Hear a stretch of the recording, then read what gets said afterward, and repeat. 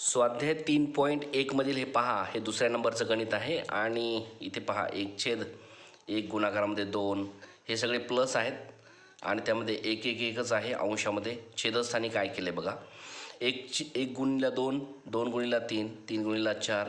मग इथे असायला पाहिजे 4 गुणाकारामध्ये 5, नंतर असायला पाहिजे 5 गुणाकारामध्ये 6, नंतर असायला पाहिजे 6 गुणाकारामध्ये 7, नंतर असायला पाहिजे 7 गुणाकारामध्ये 8, नंतर असायला पाहिजे 8 गुणाकारामध्ये 9 आणि इथे आहे 9 गुणाकारामध्ये 10. ठीक आहे. 1 2 3 4 आणि 5 5 स्टेप याच्यात दिलेल्या नाहीत, म्हणजे टिंब किंवा डॉट डॉट दिलेले आहेत असं आपण समजायचं.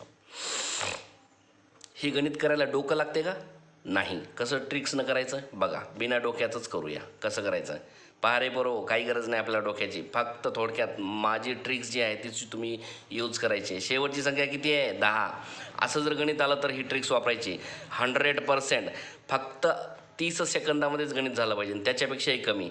शेवटची किती आहे? 10. आणि पहिली संख्या कोणती आहे? 1. मग पहिली संख्या आणि शेवटची संख्या यांचा गुणाकार करा. 10 गुणाकारामध्ये काय येतो? 10 1 10 आला 10. ठीक आहे. मग उत्तरामध्ये काय येईल? हे पहा, इथं उत्तर घेऊया. उत्तरामध्ये काय येईल? छेदस्थानी 10 आला. ठीक आहे. वरी 1 आहेत. मी हे का मांडलं? कारण प्रत्येकाच्या वरी आता इथे 1 आहे. हे तुम्हाला दिलं नाही, आपण फक्त घ्यायचं आहे. 1 2 इथे प्लसच आहेत सगळे. मग 1 2 3 4 5 6 7 8 आणि 9, म्हणजे सगळ्या 1ची बेरीज करा. 9 आला. अंशामध्ये 9, छेदस्थानी 10 1 10. उत्तर काय आलं? 9/10. हे झालं आपलं उत्तर.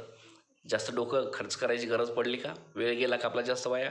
नाही. 0 मिनिटात. चला घ्या पटकन पुढचा.